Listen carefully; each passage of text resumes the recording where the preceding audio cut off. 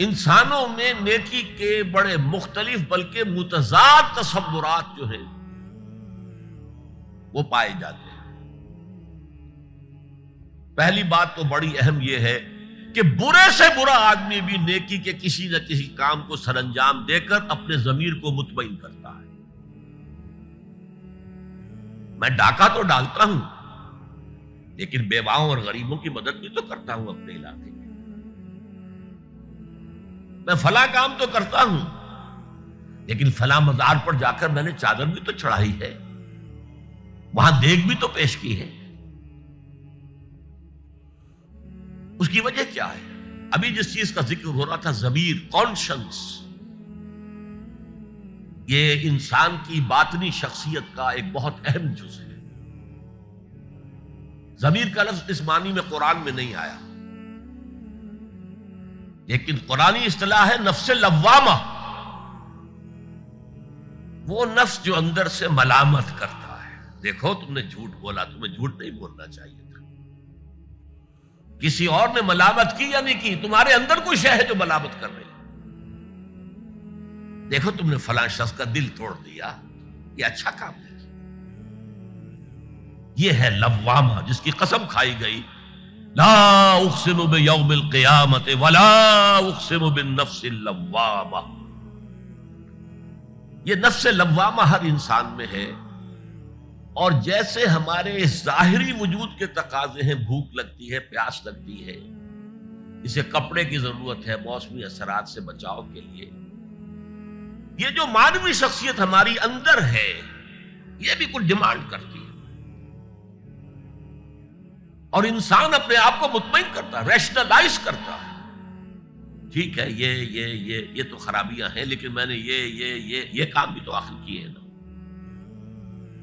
یہ انسان کی ایک لازمی ضرورت ہے، اپنے ضمیر کو مطمئن کرنا۔ اب دیکھیے ہمارے ہاں کے مختلف طبقات میں مختلف تصورات ہیں نیکی کے جو رائج ہیں۔ ہمارے ہاں ایک مذہبی طبقہ ہے جس کے نزدیک اصل اہمیت ریچولز کی ہے، عبادات کی ہے، رسومات کی ہے۔ معاملات میں وہ دھوکہ دے رہے ہیں،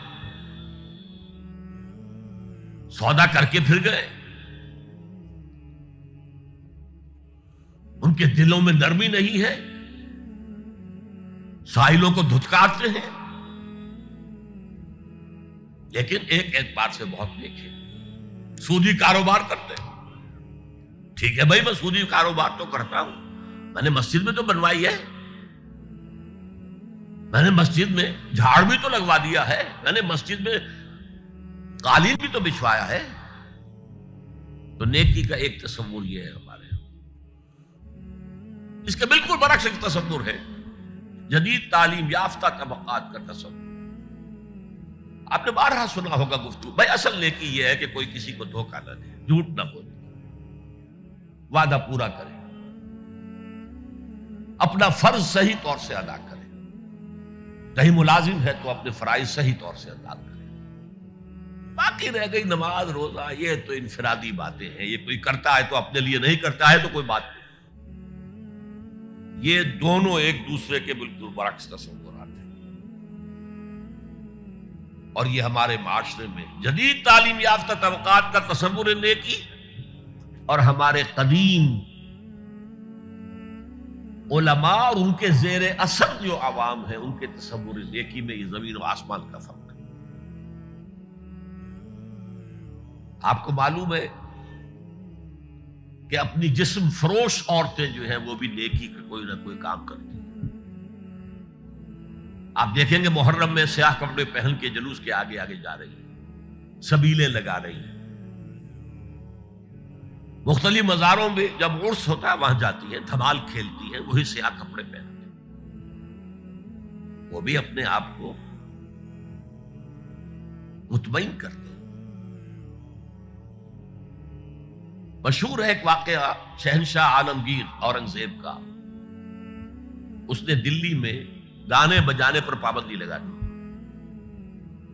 اب ظاہر بات ہے جن کا یہ پیشہ تھا ان کا دھندا ختم تو آمدنی ختم، لاکھ کوششیں کی لیکن اورنگزیب ٹس سے بس نہیں ہوا۔ انہوں نے ایک عجیب ترکیب کی. وہ دریائے جمنا بالکل ساتھ بہتا تھا، یہ اگلا اس شکل میں بنایا گیا، اب تو ذرا فاصلے پر.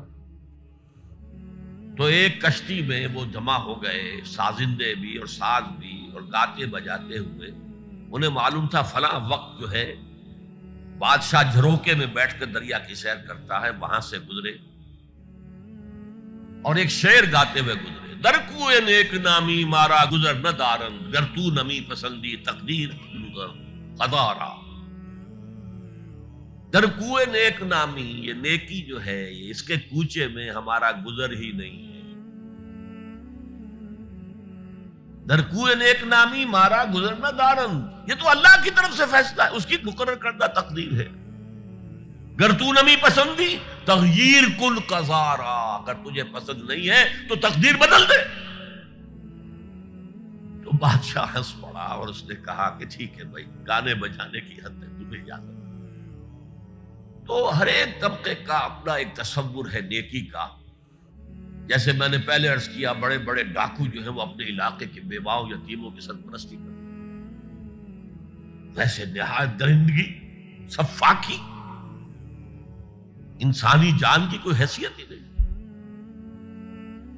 تو نیکی اصل میں کس شے کا نام ہے، کون سی چڑیا کا نام ہے، نیکی حقیقت میں کیا ہے، وہ ہے اس آیت کا مضمون.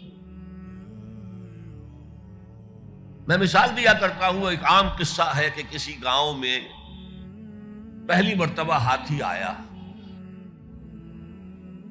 اب وہاں نابینا لوگ جو تھے انہیں بھی پتہ چلا ایک عجیب جانور آیا ہے. وہ آئے اور کسی نے اس کی ٹانگ کو ٹٹولا. اس نے کہا ہاتھی ایک ستون کے مانند ہے. کسی کا اس کے کان کے اوپر ہاتھ پڑا، اس نے کہا چھاج کے مانند ہے وہ. کسی نے پیٹ کو ٹٹولا، بہت بڑا ڈھول ہے وہ. بالکل یہی معاملہ ہے نیکی کے تصور کے بارے میں. اڑائے کچھ ورق لالے نے، کچھ نرگس نے، کچھ گل نے. چمن میں ہر طرف بکھری ہوئی ہے داستان میری. کسی نے نیکی کا ایک حصہ لے لیا، کسی نے دوسرا لے لیا، کسی نے تیسرا لے لیا. وہ مکمل سراپا نیکی، حقیقی نیکی کس میں ہے، یہ ہے اس آیت کا مضمون.